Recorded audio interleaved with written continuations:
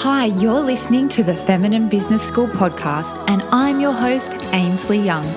My work is all about creating a wildly pleasurable and successful business without burning out your body and selling out your soul. I'm also really passionate about ditching the cookie cutter marketing strategies and finding what feels good to you when it comes to marketing. Join me as we talk all things online business, feminist marketing strategies, feminine embodiment, conscious leadership, and pleasurable productivity.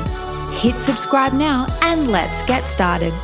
And to learn the secret to fitting more pleasure into each day while ticking off your to-dos, download my free pleasure and productivity weekly planner. Head to startingwitha.com/opt-in.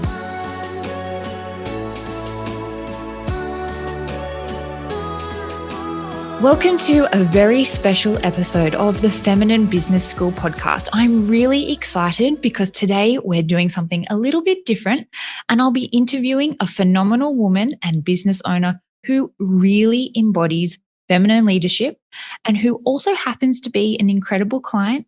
And this woman is Roseanne Ling.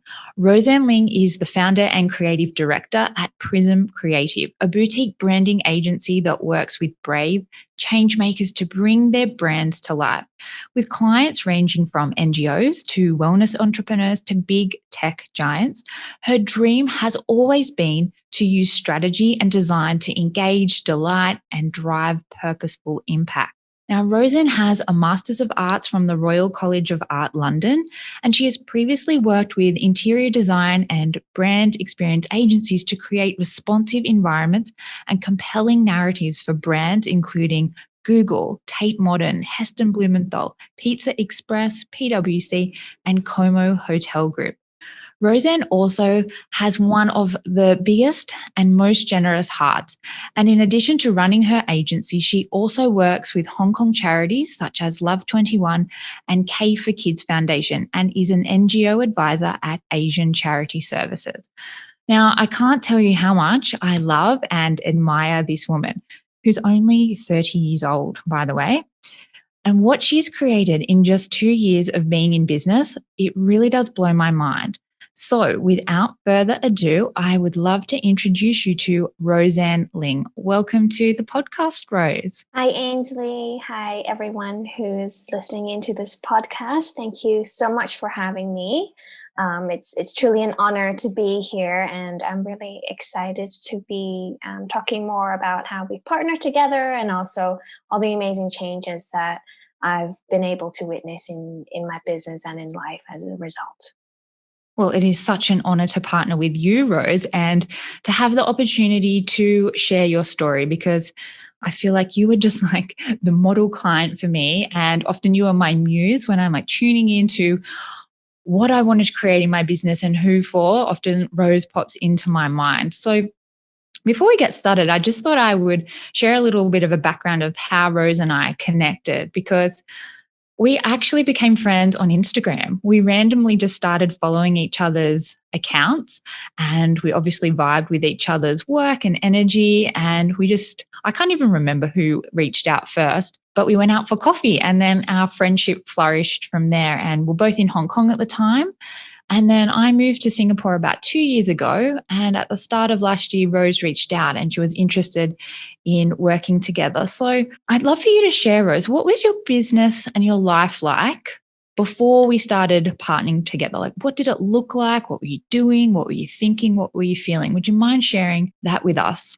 Yeah, so I would use the word chaotic maybe to describe it. Not chaotic in a sense that I was, it was very, very chaotic physically, but I think in my mind it was just very chaotic because I feel like growing up in an Asian society, we always have this idea that you have to hustle in order to be successful, and in order to be happy, you have to be successful. So the formula is, hustle in order to be successful, in order to be happy. But I think this formula is actually quite broken because I was setting up all these goalposts for myself and constantly trying to reach them. And after I reach them, I would be like, okay, what's next? Mm. and I would never be happy. So my mind was constantly in overdrive thinking like, oh, what more can I do? What more can I do? Because there's got to be something that I'm doing wrong here, because how come I'm never happy with where I am? Maybe it's because I'm not working hard enough. So I felt guilty for taking time off for myself, even if it was just to fit in a 50-minute bar class during lunch. I felt like I had to be at the office 9 to 6 every day, maybe even during the weekends. And if I wasn't, I had all these false narratives about myself in my head about how unproductive I am, how unmotivated I am, how lazy I am. And yeah, I felt really crappy about myself. I wasn't in love with my work anymore, even though I was working with some really amazing clients on some really great projects. So I got to a point where I couldn't imagine being in this kind of mindset forever, because it was just so tiring. Mm. And I just felt like there's got to be something more to being your own boss. Like, why did I leave that safety net of a 9 to 6 to be my own boss if there weren't some other perks to it? Absolutely. Yes. Thank you for sharing that, because it's such a common scenario I hear clients talk about, even colleagues. And I know I went through the exact same thing about once you leave the safety net of corporate or whatever your other employment history was, that you end up working yourself to the bone and you feel guilty if you're not spending every waking minute on your business. And that sense of worth often comes back to how much am I producing? And also, when you're your own boss, I find you don't have any other cheerleaders, essentially. You don't have a boss, you don't have teammates who are cheering you on. So it does become very, I guess, one dimensional, and you become the worst boss possible to yourself. So I can totally relate to that. Now, Rose, I'm interested to hear, like, what were the biggest challenges that you wanted help solving with your business? Now, I know that you had clients, like you said, and they were great clients. But yeah, I'd love to hear, like, when you came into partnership with me, what were those big ticket items or the things that you wanted changed in your business? I think the thing with being your own boss is that oftentimes how you're doing at work then filters into how you're doing in your personal life. And I was at a point where I felt like a lot of things were being dictated for me in both my business and in my life. Because, I would come across some clients that would pick and mix projects. So they would look at the scope and they'd be like, oh, I want this part, but I don't want that part. I felt like I had to do it anyway for the money, but I wasn't dictating the path in which I'd like the project to run or how my business would grow, because that was all dictated by everyone else. So that really affected my self-esteem, Mm. and it made me feel a little bit helpless about where I was in life in general, because I didn't really know where it was heading towards. Yeah, I remember you saying that you really felt like you were a slave to your business and to your clients. And often when we feel like that, we become really resentful towards our clients, unfortunately, and towards our business. And I also can relate to this. And I guess we did a lot of work, and you did a lot of work too around embodied boundaries. And we got back to the heart of it. First, I guess, of who you actually wanted to work with. We really nailed that down, didn't we? And it was, you were interested in working with NGOs and not for profits. And I remember you saying, oh, but like, there's not that many of them, particularly in Hong Kong. And why do they want to work with me? But you managed to turn that all around and you have magnetized those dream clients. But also, we got super clear on what would absolutely light you up and delight you when it came to putting together your packages and how you wanted to deliver your services, and where there was a little bit of wriggle room and where there wasn't. So you were very, very clear when it came to sharing your services with your clients. Eventually, like, actually not eventually, quite quickly, people stopped the pick and mix approach, didn't they? And you were like, this is my price, this is what I offer, this is why I run my business this way, and I, do the strategy work I do. And those no's and picking and mixing and trying to please them all the time, it really changed, didn't it? Yeah, it really did. And I remember a particular exercise that we did in terms of like mapping out the services that I offer and like every single step of the way how much value I input. And it really made me realize the value that I put out there for my clients. It's so much more than, just a logo. It's so much more than just picking the right colors.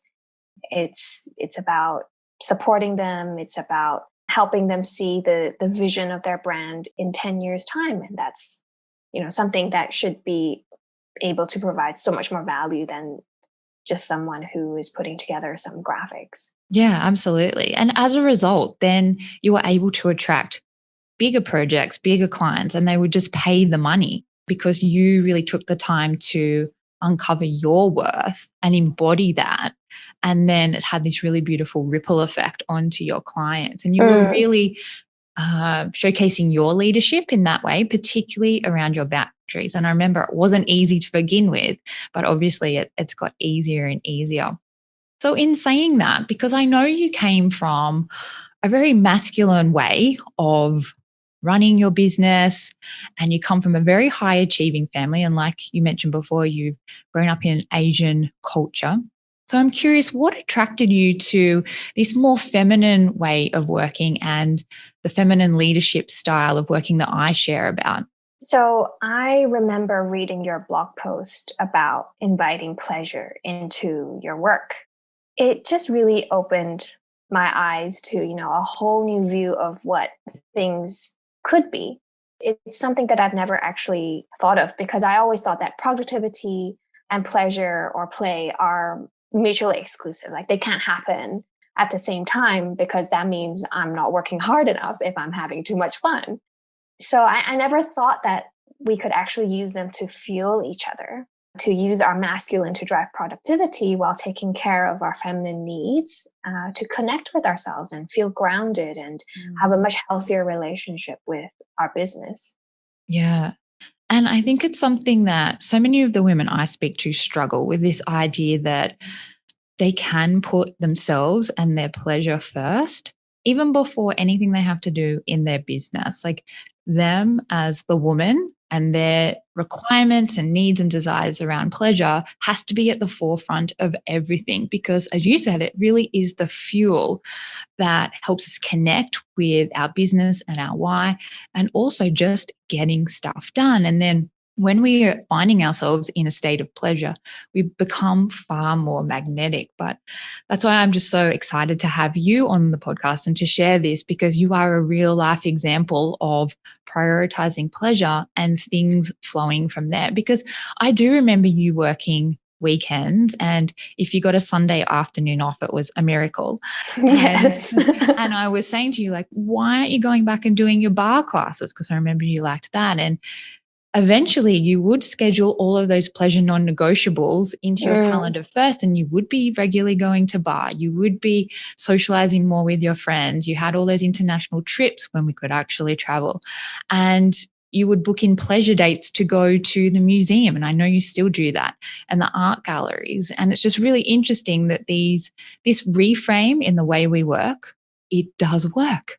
There are benefits to it and you will see results. So speaking of results, I would really love for you to toot your own horn, Rose. And I know this is sometimes it's a struggle for us, but you have so many incredible results to share since you've been in business, and you've only been in business for a little over 2 years. You're only 30 years old. So I would love to hear how really flipping the switch from a really hustle and grind kind of toxic masculine way of working to a more pleasurable way of operating and a more feminine way of operating. How has this benefited you both personally and professionally? Feel free to toot your horn. I think it's really interesting when you let go of expectations, and just follow your heart, follow your curiosity, and follow where your pleasure leads you, the changes that will just naturally unfold.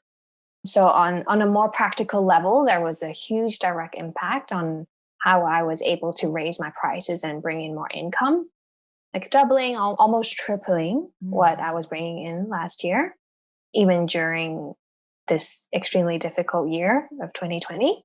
But the thing I want to stress here is that increasing revenue didn't just come from like slapping on a new price.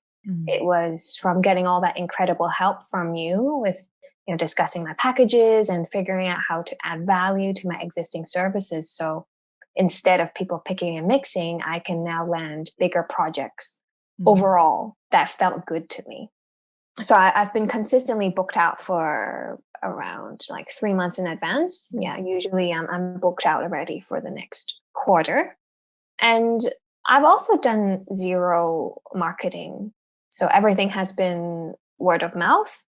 And it's just unbelievable. Like the change that's happened in the last year and a half since we started working together.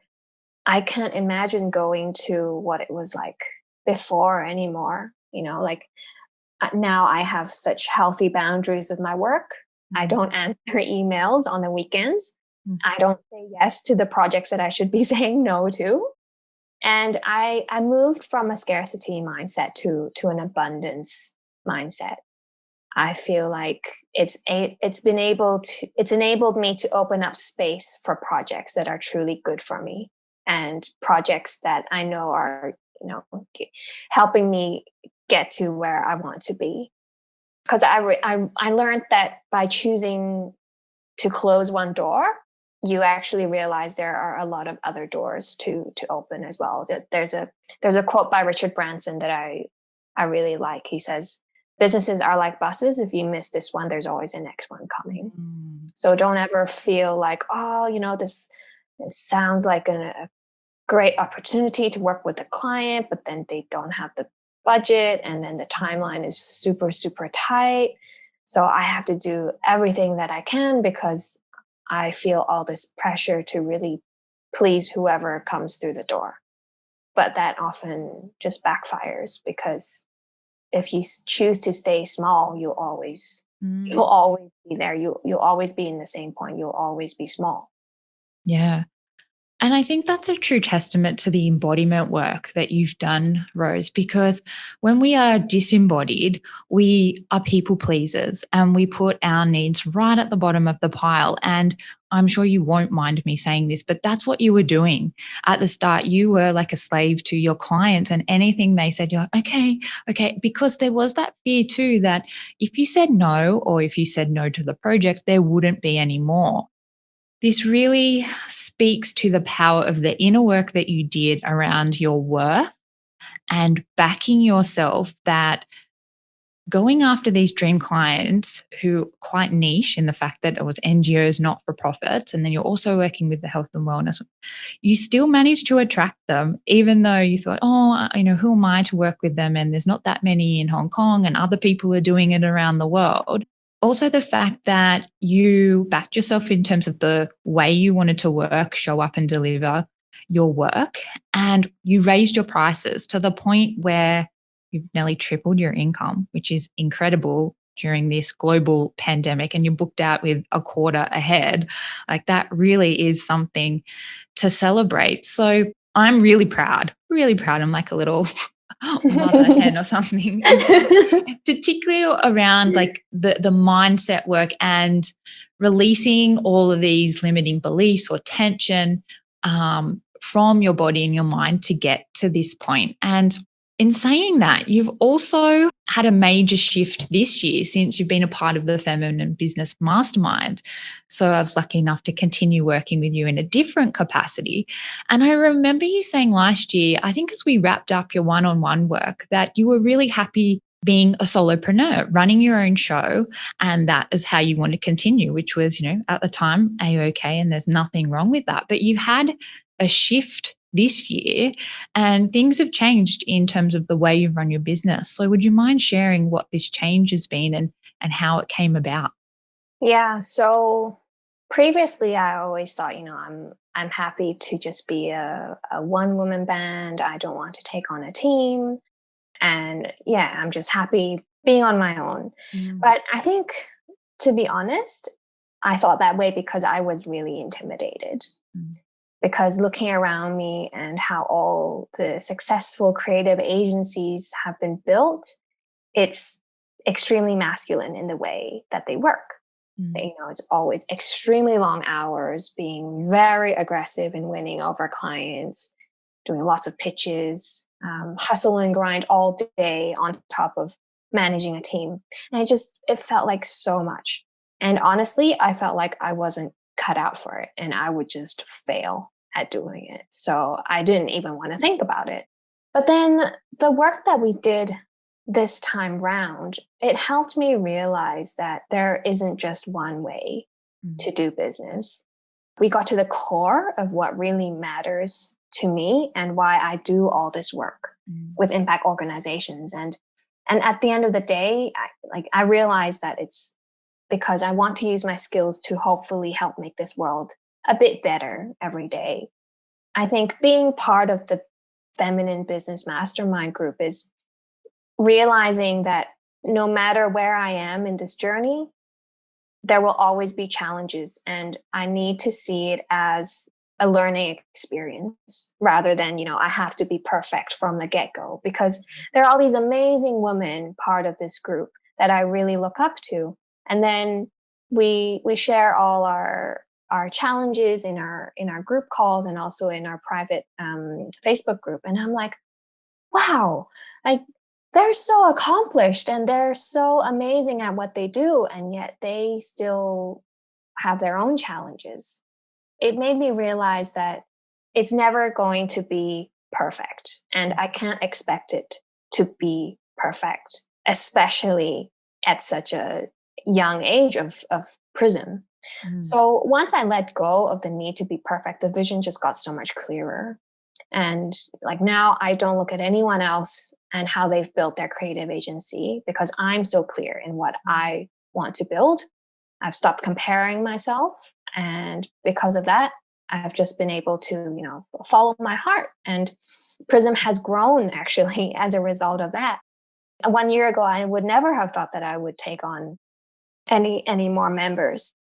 It's just amazing to see how a mindset shift, I'm doing the same thing. I'm still bringing on people, but my mindset is completely different because I've let go of all that pressure to have to be a perfect boss.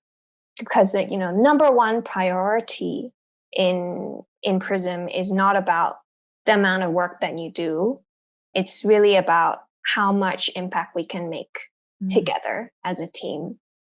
The first thing I always ask a new team member is, what passions do you have? What do you want to work on for yourself? And how can I support you in that? That's probably not a very common way to build a creative agency, but it's my way and it's working for me. Yeah, absolutely. And to me, this is a great example of feminine leadership, because I do remember you saying, like an agency, creating a big agency is not for me. It's not a part of my vision. And I could totally see that, because I was thinking the same vision you were in what a traditional agency looks like, feels like, what's expected of you. But you really have gone about creating an agency your way, and it'll continue to evolve with it being really true to your values, and the fact that you are really nurturing and nourishing your employees and being very generous. I think that you will just reap the rewards in terms of their loyalty and, like you said, the impact that you all make as a collective. I think it's so exciting that you now have staff and they're based all around the world, and you're looking at even moving abroad from Hong Kong and having an operation elsewhere. It's just, it blows my mind, like I said before. And I'd love for you to share, you actually pulled off an incredible project this year with a Chinese unicorn. This is something else that I'm just incredibly proud of you, because it was like a bit of an up and down journey. So would you mind sharing a little bit more about the project and how it unfolded for you? Because I think everyone will find this very inspiring, particularly coming from a place where this time last year you're like, I don't ever want to have an agency. I just want to run my business, just little old me. Like you said before the interview, I'm a little small potato. I'm like, yeah. Complete opposite, Rose. Yeah, share with us how that you've moved from this mindset of being a little small potato to this running this incredible agency and working with Chinese unicorns? I just think there's something really powerful in realizing that strength can come in many different forms and success can come in many different shapes and sizes. So, I used to feel like in order to land all these big projects, I have to be this perfect brand strategist that knows everything and that I can't make any mistakes. But the reality is running a business is messy and work is always going to be messy. But despite knowing all this, it was still very, very hard to really believe in myself that I could pull this off, because I never would have thought that I'd be invited to work with such a big Chinese tech unicorn. I mean, these guys are about to launch the biggest IPO in history, and I was absolutely shitting myself. I just got goosebumps. I was so close to just making a pass on this project because I was so scared and I felt so inadequate for it. And I remember going into our one-to-one after just having a panic attack a few days before that. But you helped me to unravel all the self-limiting beliefs I had and helped me walk through step by step what I would need to do to help make this experience as stress-free and pleasurable as possible. And I remember finishing our one-to-one feeling like a completely different person. I felt empowered. I came back to my own self, and I was still scared, but you helped me realize that I actually had everything I needed in me to succeed in this project, and how much support I also have around me to make this a successful experience. And everyone in the group cheered me on and provided a lot of guidance when I needed. And honestly, I couldn't have done it without all of you, without your support, Ains, without all the amazing women in our group.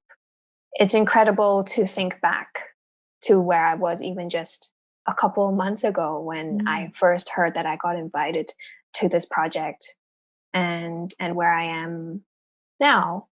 Yeah, it really is. The growth, both, inner and outer growth for yourself and for your Prism agency has been phenomenal. And it's been such an honor to witness that and to play a small part in that growth. And, I'm thrilled that both the one-on-one work and the mastermind work has helped get you there. And I remember, I think it was last week in one of your sessions, we were talking about your team and how that you had successfully delegated all these things and you're actually twiddling your thumbs. What do I do? Yeah. And just thought back to the Rose I first started working with, who you were doing all the things, everything. And the idea of letting stuff go was very foreign to you. So even the fact that you have really worked on the feminine art of receiving, opening up to support, receiving, delegating, that's a huge accomplishment in itself. And obviously it has benefited you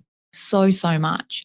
And I guess I'd really love for you to share, if there was somebody who was kind of skeptical about this more feminine, more pleasurable way of working and living, and they were thinking about moving towards feminine leadership and welcoming in a more feminine approach to running their business, what would you say to them? What would you recommend they do? I would ask them to close their eyes and imagine their future. So think of yourself in 10 years' time, 20 years' time, running your own business. What does it look like? If the thought of it itself makes you feel really scared and intimidated, and also you feel like it's going to be so much work, so much hustling, and you're going to be constantly burnt out, then I really invite you to just even invite the idea that things could be different.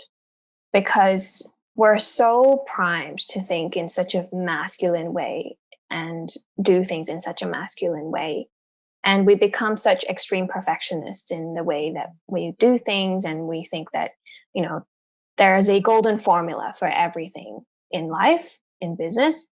But actually, there's a real strength in doing things from a place of feminine embodiment, because you're doing things on your own terms. Mm. And that should be the whole point of running your own business, right? Why do you have to let other people dictate how you want to be running your own business?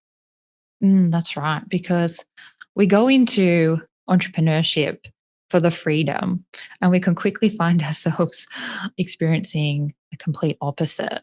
Yeah, If we're wanting to run things in a more toxic masculine way. So yeah, I love that idea of looking into the future and be like, is this how I want to continue running my business? Is this success worth it? If things are, whatever success might look like, but is it yeah, sustainable? Can you actually exactly. sustain this way of Is working? it sustainable? And I used to wear, I used to say like, oh, I'm so busy, and I would wear it almost like as a badge of honor, as because I would think, oh, in order for people to think I'm a successful business owner, it means I don't have time for anything other than work. But now I realize that actually just means it's poor management and poor expectation of yourself and what life should be outside of work. Yeah, I wholeheartedly agree. Well, thank you so much for taking the time, Rose, and sharing your incredible story and the growth of your business. The fact that you've achieved so much in just 2 years. And I think it should really be celebrated that you have been so open to this different, more gentle way of working, because it was in complete contrast to how you were working before. But the fact that you have really reaped the rewards is, you're an incredible client case study. So thank you again for sharing your story with us and being so generous with the insights that you've gained. And I'd love for you to share, where can everyone find your work? If they wanted to connect with you, how could they best connect with you and your work at Prism? Yeah, the best way to connect with me is through Instagram. So you can find us on prismcreative.co on Instagram. There's like examples of our work on there, and also some behind the scenes of what's going on in the studio. So we would love to hear from you, and we're always up to connecting with like-minded people who are also out there to make an impact in this world. Yeah, absolutely. And I know so many of the listeners of this podcast are making an incredible impact with their work. And I'll put the links to Roseanne's website and Instagram in the show notes. So thanks again for joining us, Rose, and thank you for listening. If you are interested in partnering and joining the Feminine Business Mastermind with myself and the incredible Rose, don't hesitate to reach out and contact me. You can DM me on Instagram over at Ainsley Young, or you can send me an email, ainsley@startingwitha.com. Again, I'll put all the details in the show notes, and I look forward to connecting with you next week. Bye. Thanks so much for listening to today's podcast episode. Hopefully you enjoyed it and you received some tips and takeaways, or maybe a major aha. And if you did, please leave me a quick 5-star rating and review in Apple Podcasts. I'd be so grateful. And if you'd like to connect, just come and say hi. DM me over on Instagram. You can find me at Ainsley Young. I'll speak with you soon.